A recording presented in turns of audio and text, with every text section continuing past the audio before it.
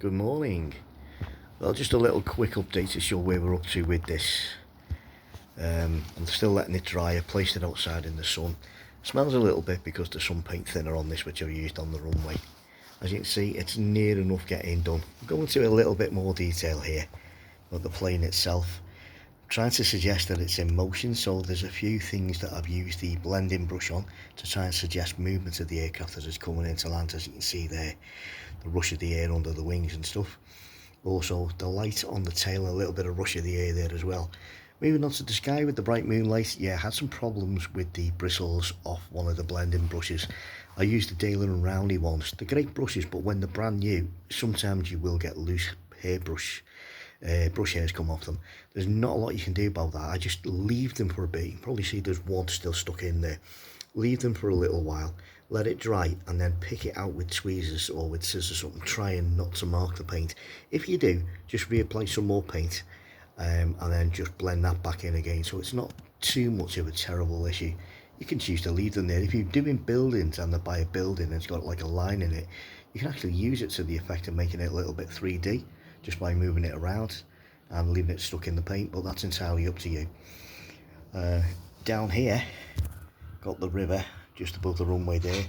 It's a bit brighter than what I wanted it to be initially at first. I was thinking more along the lines of doing it silver, but I quite like the way that that blue has worked out, and with the moonlight reflecting on it as well. It re-emerges there just to the side, and you can see the wind turbines over at Helsby, sorry. Now this is slightly exaggerated this. I've put the control tower in and where the wind turbines are and Stanlow all in the one. They're not that close in reality, but don't forget this is art, it's not a photograph. Down here, this yellow blob that looks like a post-it note or something that's stuck on it, that's going to be one of the illuminated signs that has runway 27 on it, so I'll have the 27 on that and the arrow pointing towards it, because what you don't see in the foreground in front of this grass is the taxiway, which would indicate to an aircraft that it's heading to runway 27 and not the 09, which is in the opposite direction. So this is where we are with this up to now. I say what I had to do when I done that yellow, which is the light reflection, it went over the undercarriage a bit, so I reapplied some of that undercarriage. That hasn't come out too bad. There's a few little things that I can adjust, but I might just get away with it, I don't know.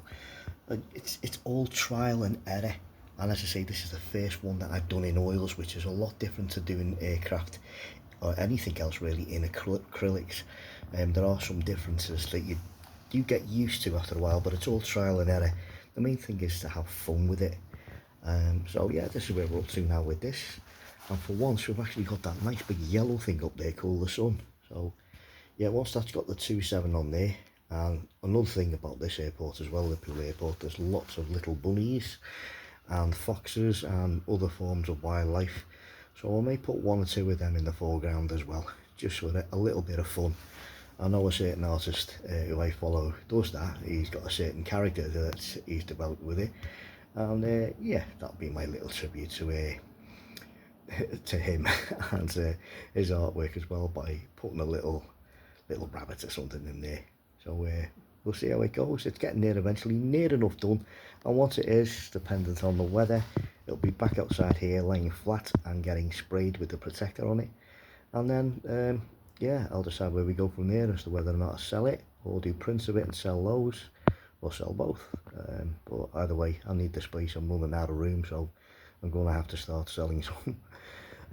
Be ashamed to see them go, but that's why, one of the reasons why artists do it. Mine largely is for pleasure, but there comes a time you have to part with them because you ain't got the room. Okay, thanks again for watching. Don't forget to like, subscribe and ding that bell. Apparently that's what everybody does, so if you could do, I wouldn't mind. Thank you.